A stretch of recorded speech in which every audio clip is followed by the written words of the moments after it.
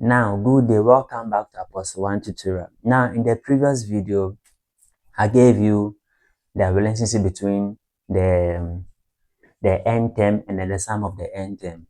Now, at this point, I'm going to teach you how you can apply this one in solving questions or how you can make use of it. Yes, follow me closely. Mathematics is so simple. Yes, make sure you drop some few comments. Share the videos to friends. Now, let's move on. Now, the sum of the first n terms, you see, we are looking for the sum of the sum of the first n terms, yes, of a linear sequence. Now, this one is a linear sequence, meaning this one is AP, is 4n squared minus 5n. So, solution.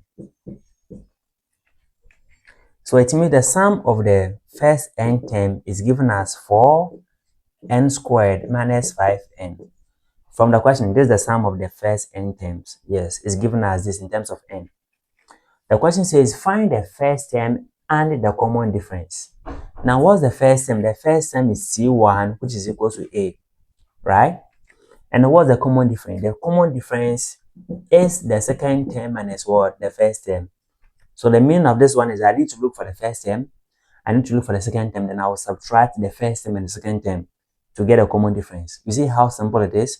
But with this question, how can I get the first term?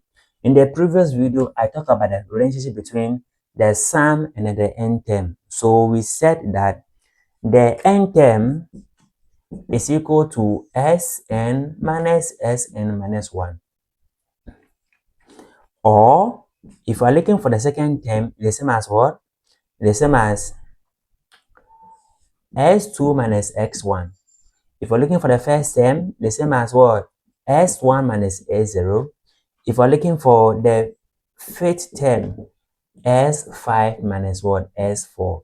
Then we come out with this particular conclusion, right? And then don't forget that we said the common difference is Tn minus Tn minus 1. But I'm not going to use this expression to solve. You get it? So I'm going to find the first term. I'm going to find the first term. Now the first term, T sub 1 is S1 minus S0. Now what is X0?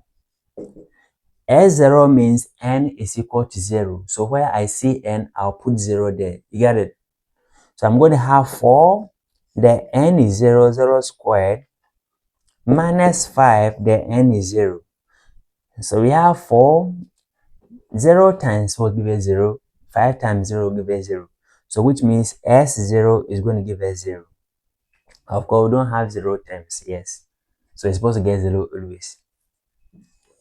Now let me find S1. Now what is X1? S1 means n is equal to 1. So where I see n in this one, I'm going to put 1 there. So we have 4, 1 squared. I have minus 5. The n is 1.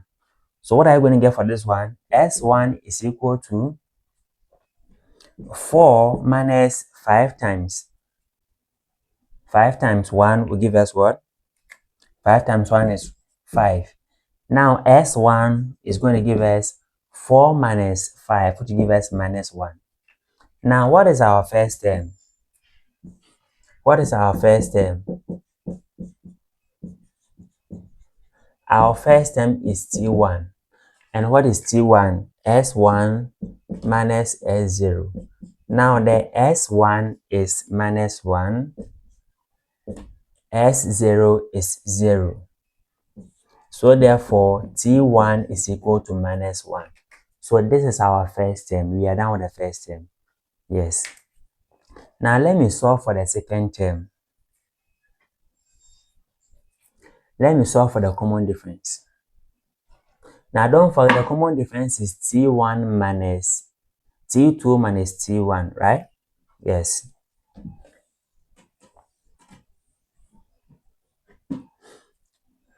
Now since common difference is T2 minus T1, I will need T2. And what is T2? The second term is S2 minus X1. Now don't forget that we know S1 to be negative 1. We had S1 to be negative 1. So I'm going to solve for the S2. Now what is S2? S2 means that where you see n, you put 2. Then I'm going to have 4 n is 2 squared minus 5n is 2. So I'm going to have s2 is equal to 4 multiplying 2 squared is 4 minus 5 multiplying 2. So s2 is equal to 4 times 4 is 16. Now 4 times 2, 5 times 2 will give us minus 10. Yes. So our s2 will now be 16 minus 10, which is equal to what? 6. What is the common difference? The common difference d. Oh, okay, now let me solve for t2. Now what is our t2? T2 is s2 minus x1. T2 is equal to s2 is 6 minus s1. x1 was negative 1. So I'm going to have minus 1. And don't forget, minus 1 will give us what? Positive 1. So I have T2 is equal to 6 plus 1, which is what? 7. Now the common difference D is T2 minus T1. And don't forget that the T2 is 7 minus T1. T1 is minus 1. So we are going to get D is equal to 7 plus 1, which is 8. So therefore, we can easily conclude that the first term is equal to minus 1, and then common difference is equal to 8. You see how simple the question is? Yes. I'm going to take another question. Yes. Now, we are come to solve this second question. Yes. We are come to solve this second question. Now, let's look at this. The sum of the first n terms, that is the s sub n, of an arithmetic progression, so this one is AP or linear sequence, you get it? Yes. Is given by s sub n is equal to 5n squared plus 6, and don't forget this one can be in the form of AP or GP, the same formula works, you get it? Yes, so as I'm teaching this here, you can apply it in what? The sum of GP when we get it. We're going to use the same thing. Now the question says we should find the third term. What's the third term? The third term is T3. And what is T3? T3 will be what? S3 minus S2. So it means we just need our S3, we find our S2, then we subtract to get our third term. It's very simple like that, yes. So solution. Now we have the sum of the n term is equal to 5n squared plus is n. Now, so let me find my S2. What is S2? It means n is equal to 2. Now, so S2 is equal to what? 5. 2 squared is 4. Now, what is 6 times 2? Now, so S2 is equal to 2. 4 times 5, 4 times 5 is 20. And then 6 times 2 is 12. So, which means S2 is equal to 32. Now, let's solve for S3. Don't forget S3 means n is equal to 3, just like S2. So we're going to have where you see and you put 3 there. You have 5, n is 3, and it is squared, plus 6, n is 3. So I'm going to have S3 is equal to 5, 3 squared is 9, plus 6 times 3. So S3 is equal to, now what is 5 times 4? 5 times 9 is 45. And then 3 times 8 is what? 6 times 3 is 18. Now then we add these two things. We're going to get this one give us 50, 60. So 63. Now what we need is our third term. What is the third term? the third term, that is T3, is S3 minus S2, right? It's very simple. Now, what is S3? S3 is 63. Now, what is S2? S2 is 32. So, therefore, we can now conclude that our T3, that is the third term, is equal to, this one will give us 31. You see how simple the question is? Yes, this is very simple. Now, what I'm going to do is that I'm going to solve another question under this in our next video. But before then, I'm going to give you one question for you to solve it. Now, look at the question carefully, follow this particular instruction, and then solve it and give me the answer in the comment section. Make sure you send the answers to me in the comment section. The question is very, yes, it's very, and it's not just one question. It contains A, B, and then C. In the next video, I'm going to solve another tricky question on this. See you. Bye. No. Okay, so we are solving this one as assignment. Yes. Now C. So make sure you copy it nicely. So C, the sum of the 20th,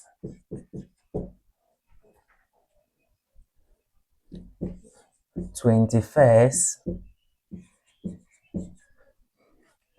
and 22nd terms.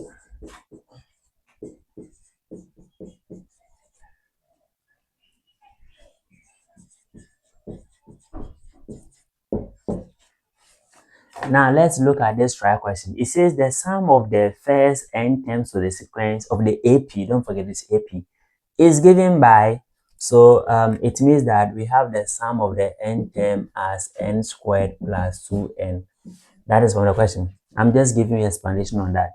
And then we are to find the first three terms of the sequence.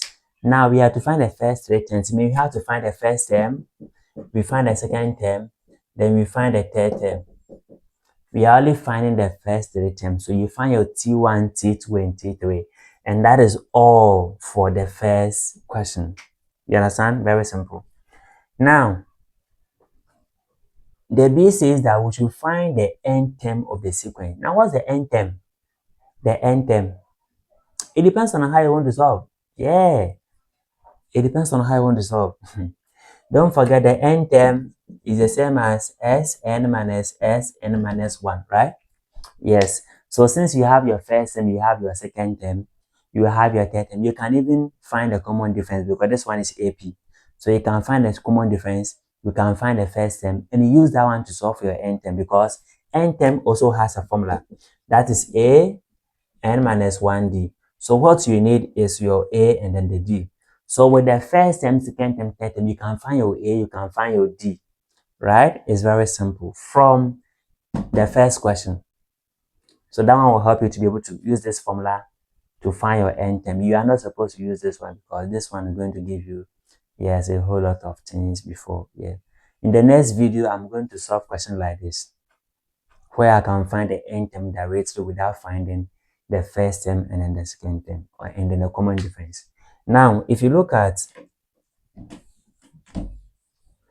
the last one, it said we should find the sum of the 20th, 21st, 22nd terms of the word. So what is the sum of the 20th? The sum of the 20th means T is 20.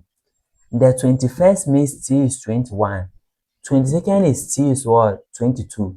So the sum of 20th, 21st, and 22nd, you are looking for T20 plus T21 plus T what? 22. You understand? This is what you're supposed to find. Yes, you are not supposed to find the sum of the first 20th term, the sum of the first 21st term. No, that is not how we are looking for. So the 20th plus the 21st plus the 22nd, and you are done. So which means you can find the first 20th, right? Yes, very simple. So we have so many ways you can solve this one.